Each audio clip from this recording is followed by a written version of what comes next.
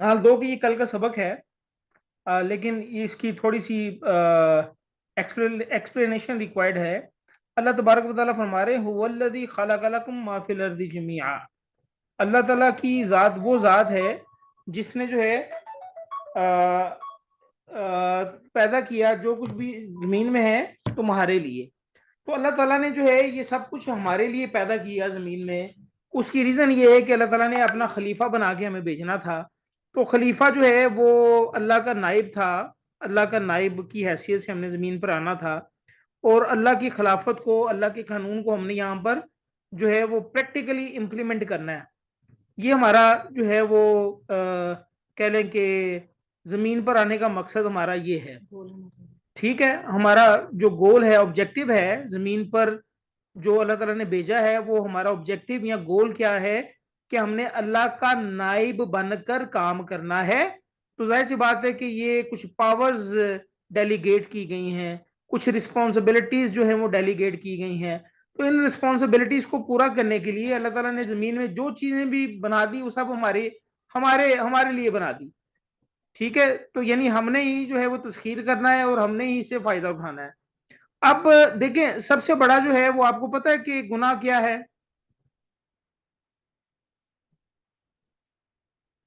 जी, मेरी आवाज आ रही है आप लोगों को?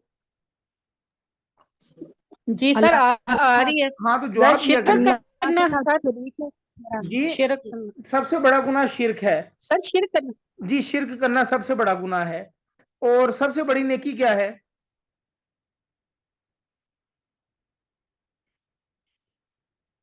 सिला रहमी करना। देखें, शिर्क सबसे बड़ा गुनाह है। तो उसका उल्टा तो अल्लाह की उसका वहदानियत को मानना। हाँ, उसका उलट जो है वो अल्लाह ताला की वहदानियत को मानना, ये जो है वो सबसे बड़ी नेकी है। ठीक है, तौहीद तौहीद सबसे बड़ी नेकी है, और शिर्क जो है वो सबसे बड़ा गुनाह है। याद रखिएगा, शिर्क के बाद दूसरे नंबर पर गुनाह कौन सा है?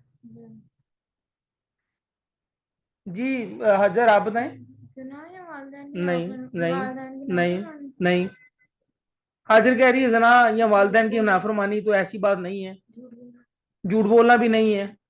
इसका मतलब ये नहीं है कि ये गुनाह करते जाएं। तो शिर्क के बाद सबसे बड़ा गुनाह तागूत है। तागूत की पैरवी करना।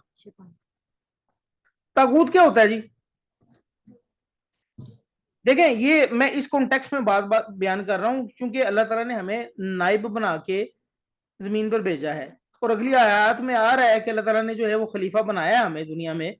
तो मैं इस कॉन्टेक्स्ट में बात कर रहा हूं। तागूत क्या होता है जी? सर, शैतान की पैरवी करना। तागूत जो है वो रसालत को अल्लाह मानना। को छोड़कर किसी और की पैरवी करना। शैतान की नहीं, सिर्फ शैतान की नहीं, अल्लाह को छोड़कर किसी का भी हुक्म मानना, ये जो है वो तागूत है। मिसाल के तौर पर कि अगर जो है वो हमारा आइन आइन पाकिस्तान में लिखा हुआ है कि हाकमियत आला अल्लाह ताला की है, लेकिन असेंबली में जो है वो बिल पास हो रहा है सूद का, तो ये तागूत है। ठीक है, अल्लाह ताला ने कहा है कि अपने घर में इस तरह रहना है आपने, तो हम कहते हैं कि जी नहीं, हमने इस तरह नहीं रहना, हमारे फैमिली वाले कह रहे हैं कि इस तरह रहना है।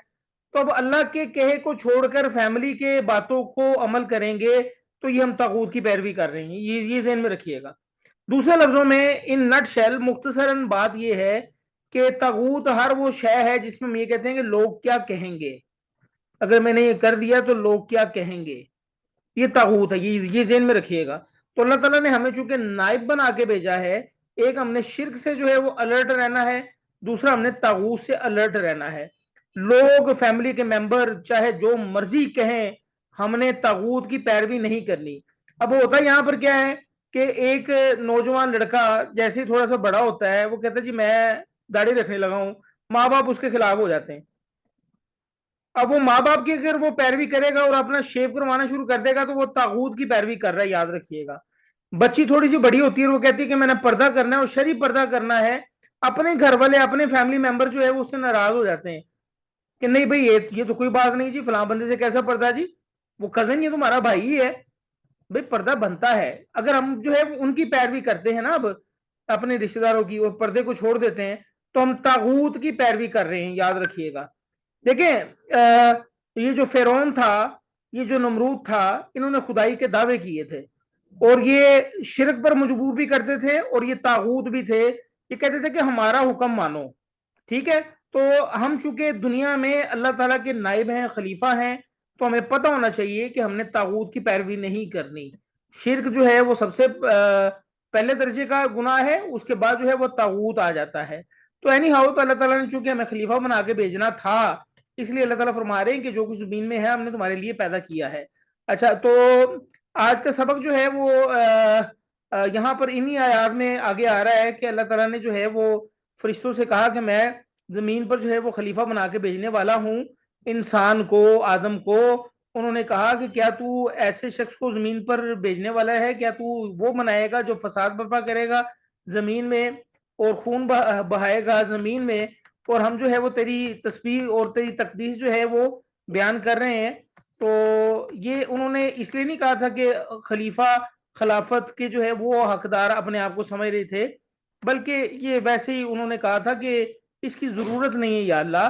تو اللہ تبارک و تعالیٰ نے کیا فرمایا تھا؟ اللہ تعالیٰ نے کہا تھا قال انی اعلم ما لا تعلمون، جو میں جانتا ہوں وہ تم نہیں جانتے. تو یہاں سے پھر آج کا سبق ہمارا سٹارٹ ہوا، اور وہ سبق سٹارٹ ہوا جی کہ اللہ تعالیٰ نے وہ علم آدم الاسماء. جی نازش. وعلمہ، اور اس نے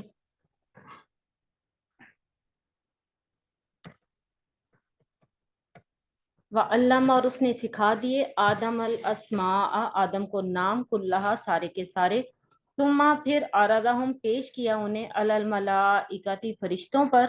اور اللہ تعالیٰ نے آدم علیہ السلام کو نام سکھا دیے، کلہا، وہ سب. اور وہ نام کون سے تھے؟ دیکھیں وہ نام جو ہے وہ کون سے تھے. انسان کو فرشتوں سے جو زائد چیز دی گئی تھی وہ تھی زمین کی اشیاء کے نام.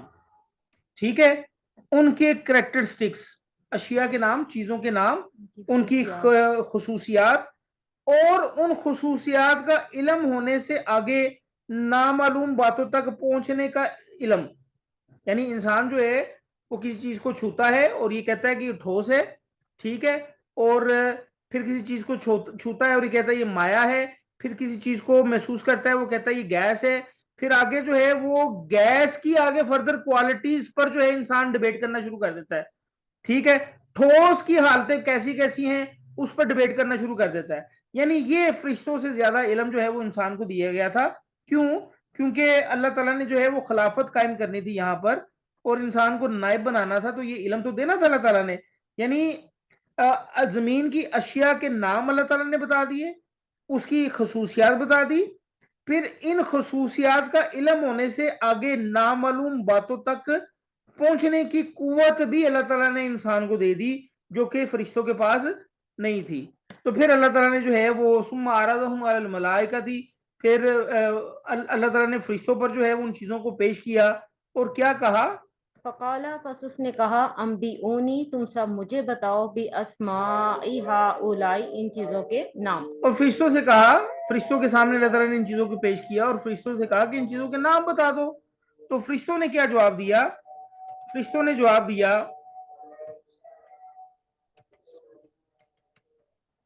اچھا، اللہ تعالیٰ فرما رہے ہیں کہ بِأَسْمَاءِ هَؤُلَاءِ إِن كُنتُمْ صَادِقِينَ، اگر تم سچے ہو نا، اگر تمہارا دعویٰ ہے کہ ایسے انسان کو بنانے کی ضرورت کیا ہے، اگر تم سچے ہو نا تو ان چیزوں کے نام چلو بتا کے بتاؤ، ان چیزوں کے نام جو ہے وہ بتاؤ. تو انہوں نے کیا جواب دیا؟ اس پر تھوڑا سا ہم پاز لیتے ہیں تاکہ یہ اذان ختم ہو جائے. جی نازش. قالو، ان سب نے کہا، سبحانکا، پاک ہے تو، لا علم لنا، ہمارے لیے کوئی علم نہیں ہے، الا ما علمتنا، سوائے اس کے جو تو نے ہمیں سکھا دیا، انکا، بے شک تو، انت العلیم الحکیم، تو خوب جاننے والا، حکمت والا ہے.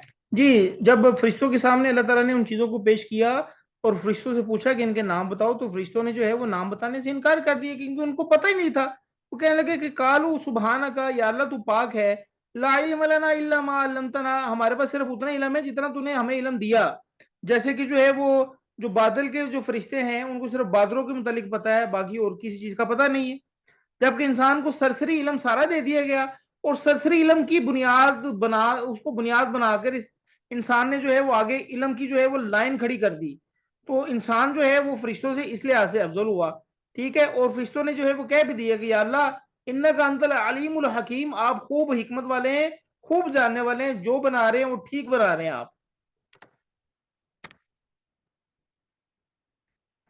قالا اس نے کہا یا آدم اے آدم ہم تو خبر دے انہیں بتا دے انہیں بھی اسماءہم ان کے نام. فلما پس جب انبأہم بتا دیے اس نے خبر دے دی اس نے انہیں بھی اسماءہم ان کے ناموں کی. قالا فرمایا اللہ تعالیٰ نے علم کیا نہیں اقول لکم میں نے تم سے کہا تھا انی بے شک میں عالم میں جانتا ہوں غیب السماواتی والارض غیب آسمانوں اور زمین کے. وعالم ما تبدون اور میں جانتا ہوں جو تم ظاہر کرتے ہو وما کنتم تکتمون اور جو تم سب ہو چھپاتے. دیکھیں اللہ تعالیٰ نے جو ہے وہ آدم علیہ السلام کو جو ہے وہ ان ناموں کی خبر دے دی. جیسے فرشتوں کو جو ہے بادل کے فرشتوں کو اللہ تعالیٰ نے بتایا ہے کہ بادلوں کو اس طرح حرکت دو گے تو پانی برسے گا. پہاڑوں کے فرشتوں کو اللہ تعالیٰ نے جو ہے وہ اس طرح بتایا کہ اس طرح جو ہے ان کو حرکت دو گے تو زلزلہ آئے گا, اس طرح اس کو پکڑ کے رکھو گے تو زلزلہ نہیں آئے گا. ٹھیک ہے, تو اللہ تعالیٰ نے ہی علم دیا ہے ہر شے کو. اسی طرح آدم علیہ السلام کو بھی اللہ تعالیٰ نے جو ہے وہ ان چیزوں کے نام بتا دیے, آدم علیہ السلام کو القا کر دی کہ بھئی اس چیز کا یہ نام ہے, اس چیز کا یہ نام ہے, جو زمین پر موجود تھیں. ٹھیک ہے, تو آدم علیہ السلام کے سامنے ان چیزوں کو پیش کیا گیا تو آدم علیہ السلام نے ان کے نام بتا دیے. تو اللہ تعالیٰ نے کہا فرشتوں سے الم اقل لکم انی اعلم غیب السماوات والارض, کیا میں نے تمہیں یہ نہیں کہا تھا کہ میں جو ہے وہ آسمانوں زمین کی غیب کی باتوں کو جانتا ہوں, اور جو تم ظاہر کرتے ہو ان کو بھی جانتا ہوں, اور جو تم جو ہے وہ چھپاتے ہو میں ان کو بھی جانتا ہوں. اچھا, اب یہاں پر ایک چیز ذہن میں رکھیے گا کہ عبادت گزار کون زیادہ ہے, انسان کے فرشتے؟ جلدی بولیے پلیز. سر فرشتے ہاں, زیادہ عبادت گزار فرشتے ہیں, کیونکہ ان کا کہتے ہیں ان کا رزق بھی جو ہے نا وہ تو تسبیح ہے, وہ جب تک تسبیح کرتے رہیں گے زندہ ہے.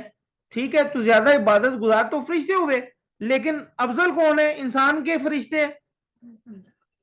انسان اس کا مطلب ہے کہ علم جو ہے عبادات سے افضل ہے. علم جو ہے وہ عبادت سے افضل ہے. میں نے پہلے بھی آپ کو بتایا تھا کہ کہتے ہیں کہ اگر ایک شخص جو ہے وہ 100 رکعت نفل نماز پڑھ لے اور دوسری طرف دوسرا شخص جو ہے وہ صرف ایک رکعت ایک آیت قرآن کی سمجھ کے پڑھ لے, تو جو سمجھ کے ایک آیت پڑھ لے وہ بہتر ہے اس سے جس نے 100 رکعت نفل نماز پڑھی. تو یہ ذہن میں رکھیے گا کہ علم جو ہے وہ عبادت سے افضل ہے. علم یہ وہ والا نہیں یہ یونیورسٹی کالجز میں پڑھایا جاتا ہے, وہ those are the skill sets. وہ اسکل سیٹس ہیں B B A, M B A, engineering, medical sciences, یہ سارے اسکل سیٹ ہیں. یہ علم نہیں ہے. علم یہ ہے کہ یہ جو قرآن حدیث کا جو ہم پڑھ رہے ہیں یہ بیسیکل علم ہے. تو علم جو ہے وہ عبادت سے افضل ہے, یاد رکھیے گا. تو بلا شبہ انسان جو ہے وہ فرشتوں جیسی عبادت نہیں کر سکتا, لیکن علم کی بنیاد پر فرشتوں سے افضل قرار پایا انسان. جی آگے کیا ہے جناب؟ وَإِذْ قُلْنَا اور جب ہم نے کہا لِلْمَلَائِكَةِ اسْجُدُوا فرشتوں سے کہ تم سب سجدہ کرو لِآدَمَ آدم کو. فَسَجَدُوا پس سب نے سجدہ کیا الا ابلیس سوائے ابلیس کے. ابا اس نے انکار کیا, واستکبر اس نے تکبر کیا, وَكَانَ مِنَ الْكَافِرِينَ اور وہ کافروں میں سے ہو گیا. اچھا اب دیکھیں زمین پر بستے تھے جن, وہ جن نافرمان ہو گئے تھے, فاسق فاجر ہو گئے تھے. تو اللہ تعالیٰ نے فرشتوں کی ایک جماعت کو بھیجا تھا, انہوں نے وہ ہانک کے جنوں کو جو ہے وہ سمندر کے پاس لے گئے تھے. تو ان فرشتوں میں جو ہے وہ ایک ہستی شامل تھی اور اس ہستی کا نام تھا عزازیل. تو عزازیل بھی فرشتوں کے ساتھ مل کے نا جنوں کو جو ہے وہ اٹھا کے دریا میں پھینک رہے تھے, سمندر میں پھینک رہے تھے. تو عزازیل کون تھا پتا ہے آپ کو؟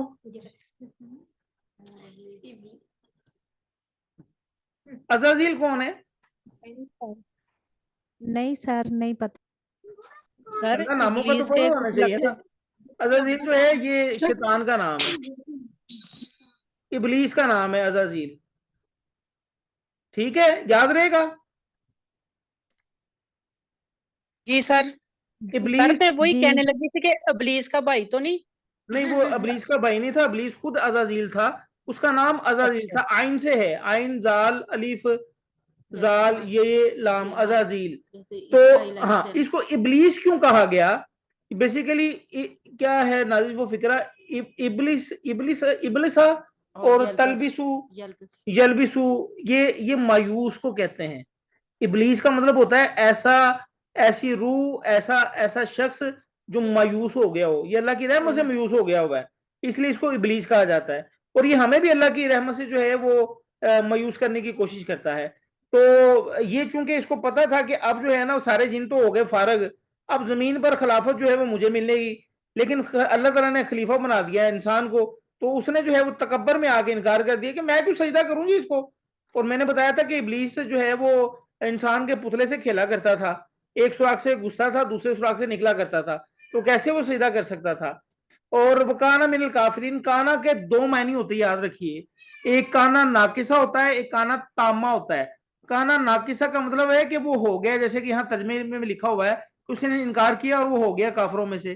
ایک کانا تامہ ہوتا ہے, یعنی ایسا کانا یعنی وہ پہلے سے ہی تھا کافروں میں سے, یعنی اپنے آپ کو اس نے کیموفلاج کیا ہوا تھا, اس کے دل کے اندر جو ہے وہ بغض اناد تکبر بھرا ہوا تھا, تو اس واقعے نے اس کو جو ہے وہ ظاہر کر دیا, اور وہ پہلے سے ہی کافروں میں سے تھا, یاد رکھیے گا. یعنی کانا کا مطلب تھا بھی کیا جا سکتا ہے, کانا کا مطلب ہے بھی کیا جا سکتا ہے. وہ کانا من الکافرین وہ ہو گیا کافروں میں سے, وہ کانا من الکافرین وہ تھا کافروں میں سے, دونوں اس کے ترجمے کیے جا سکتے ہیں. تو یہاں پر ہم اپنا آج کا سبق ختم کرتے ہیں, انشاءاللہ نیکسٹ ویک ملاقات ہوگی. تو کوئی کوشچن آپ لوگوں نے کرنا ہے تو آپ لوگ کر سکتے ہیں, but we have less than 1 minute. ہاں سجدہ جو ہے وہ یہاں پر یاد رکھیے گا, اس پر تھوڑی سی